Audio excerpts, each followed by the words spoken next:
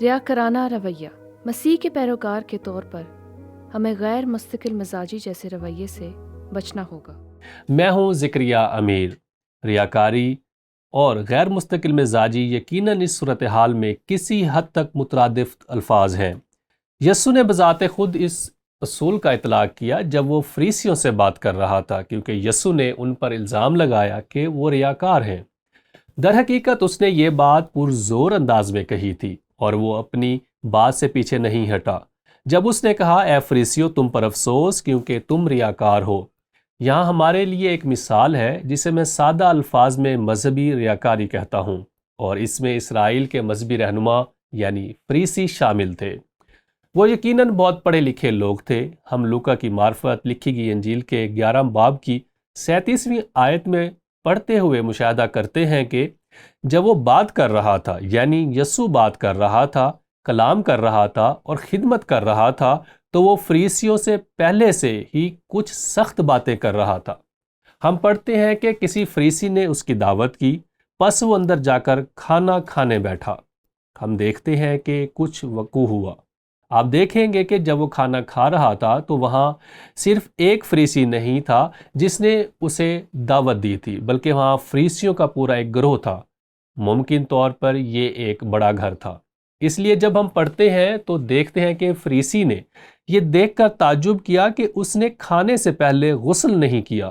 دوسرے لفظوں میں یسوع نے جلدی سے روٹی لی، توڑی اور کھانا شروع کر دیا، لیکن اس نے اس تعلق سے کچھ نہ کہا۔ وہ بس حیران ہوا اور ایک مرتبہ پھر یسوع نے وہی کیا جو کہ وہ اکثر کرتا تھا۔ اس نے اس کے خیالات کو معلوم کر لیا، وہ اس کے خیالات کو جان گیا۔ اس لیے ہم دیکھتے ہیں کہ اگلے بیان میں کیا ہوتا ہے۔ خداوند نے اس سے کہا، اے فریسیو، یوں وہ پورے گروہ سے مخاطب ہوتا ہے، اے فریسیو تم پیالے اور رکابی کو اوپر سے تو صاف کرتے ہو، لیکن تمہارے اندر لوٹ اور بدی بھری ہے۔ اے نادانو، جس نے باہر کو بنایا کیا اس نے اندر کو نہیں بنایا؟ یسوع نے ان لوگوں سے دلیری اور براہ راست بات کی۔ آپ اس سے زیادہ دلیری اور واضح طور پر بات نہیں کر سکتے جب آپ انہیں نادان کہیں۔ دوسرے لفظوں میں مطلب تھا کہ تم سن نہیں رہے، تم ریاکار ہو۔ اور یسوع نے اسی تناظر میں مزید کچھ باتیں کہیں۔ وہ کہتا ہے، تم ہر چیز پر دہیکی دیتے ہو، پودینے اور سداب اور ہر ایک ترکاری پر دہیکی دیتے ہو، اور انصاف اور خدا کی محبت سے غافل رہتے ہو۔ اس نے کہا کہ تمہارا ظاہری رویہ کچھ بھی نہیں ہے، یہ صرف تمہاری ذات کے گرد ہے، یہ خود غرضی ہے، یہ محض دکھاوا ہے۔ خداوند یسوع اسی تناظر میں بات جاری رکھتے ہوئے کہتا ہے، تم عبادت خانوں میں اعلیٰ درجے کی کرسیاں اور بازاروں میں سلام چاہتے ہو۔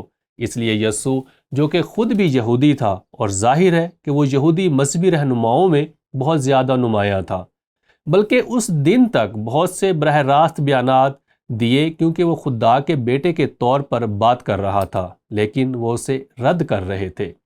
اب غور کریں کہ 45ویں آیت میں کیا ہوتا ہے۔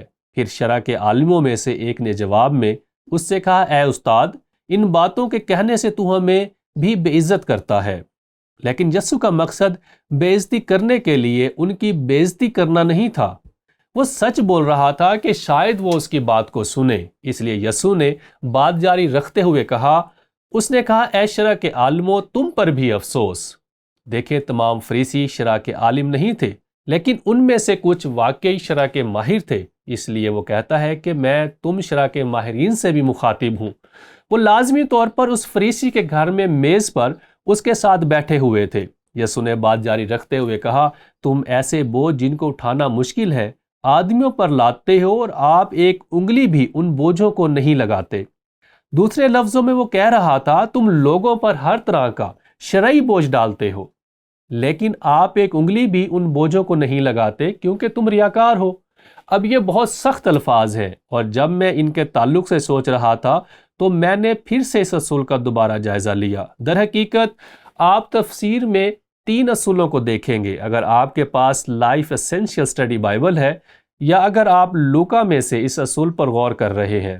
اسی طرح سے متی اور مرکس میں 3 اصول ہیں جو کہ اسی صورتحال سے متعلق ہے۔ انہی واقعات میں جہاں یسوع ان سے سختی سے نپٹتا ہے، اور ایک اور متی میں ہے جو کہ اصول نمبر 38 ہے، جسے میں حقیقی روحانیت کہتا ہوں، یعنی ایسے اعمال سے بچنا جو کہ محض ظاہری اور ریاکاری پر مبنی ہے۔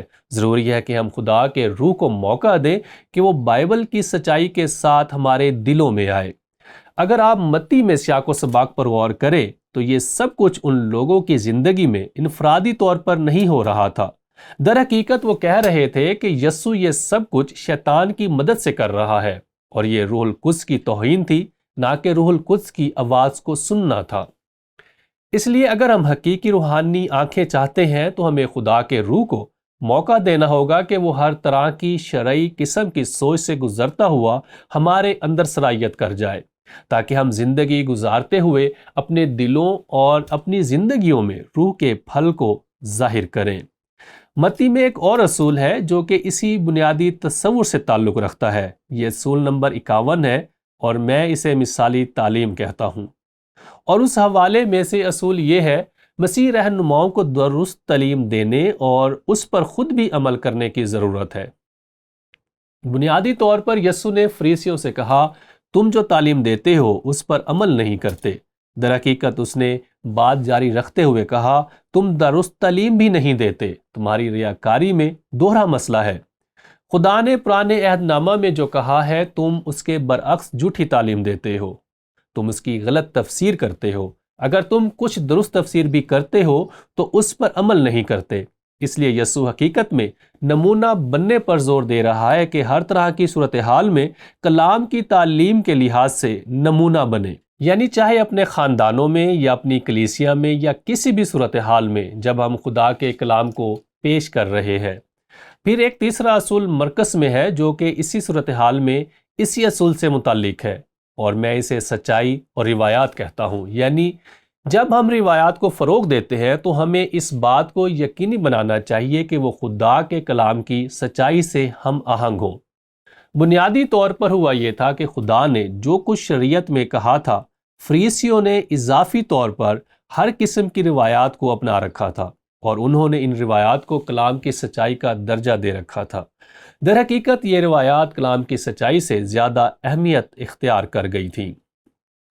ایک مرتبہ پھر سے وہ دوہری مشکل کا شکار تھے، کیونکہ حقیقت میں روایات کی تعلیم دیتے تھے جو کلام کی سچائی کے ساتھ ہم آہنگ نہیں تھی۔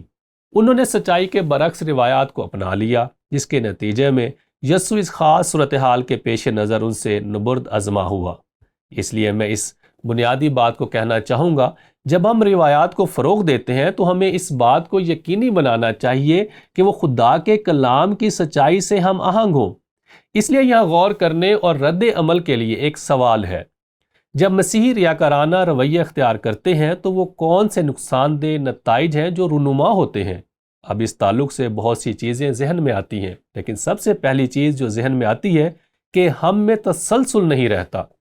جب ہم ایک چیز سکھاتے ہیں لیکن عملی طور پر کچھ اور کرتے ہیں، یہ بات لوگوں کو مسیح کے پاس آنے سے روکتی ہے۔ لوگ غور کرتے ہیں، بہت سے لوگ ہیں جو کہتے ہیں، بلکہ جھوٹ کے طور پر کہتے ہیں کہ میں چرچ اس لیے نہیں جاتا کیونکہ وہاں سب ریاکار ہیں۔ لیکن مسئلہ یہ ہے کہ ہمارا واسطہ کچھ ریاکار لوگوں سے پڑا ہے، اور اس لیے وہ لوگ چرچ نہیں آتے، یوں وہ سب کو ہی ریاکار سمجھتے ہیں۔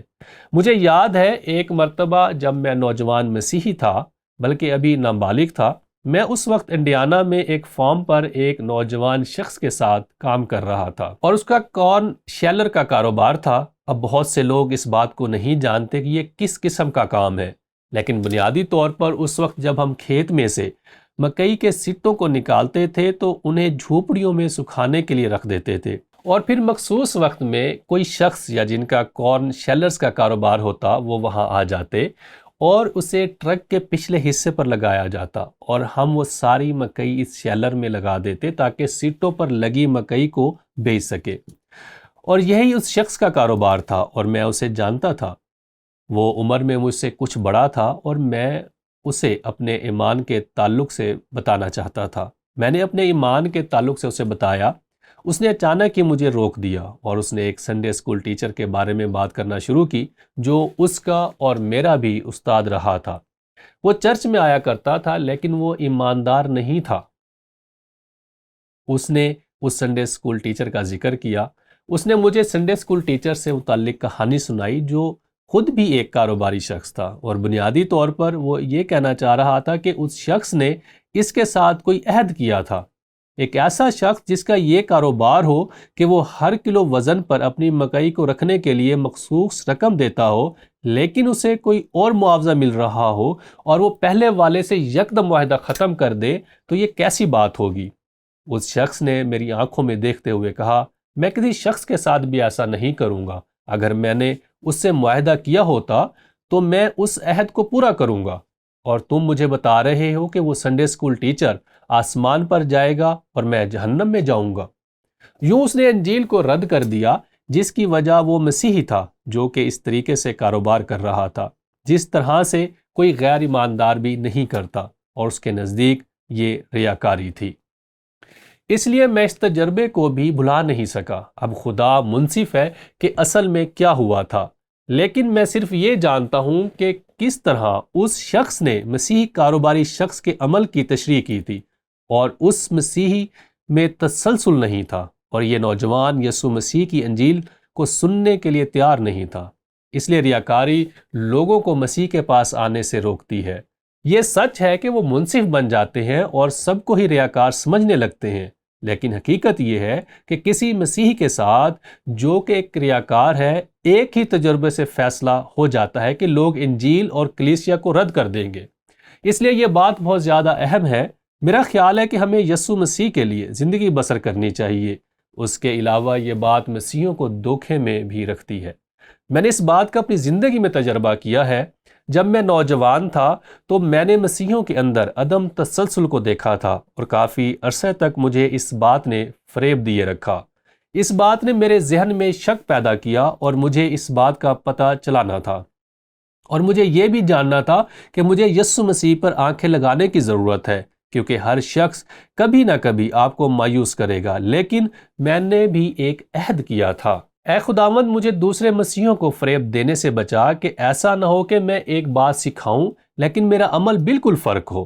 میرا خیال ہے کہ یسوع نے جو سکھایا ہے ہمیں اس بات کو سنجیدگی سے لینا چاہیے، اور وہ اصول یہ ہے، مسیح کے پیروکار کے طور پر ہمیں غیر مستقل مزاجی جیسے رویے سے بچنا ہوگا۔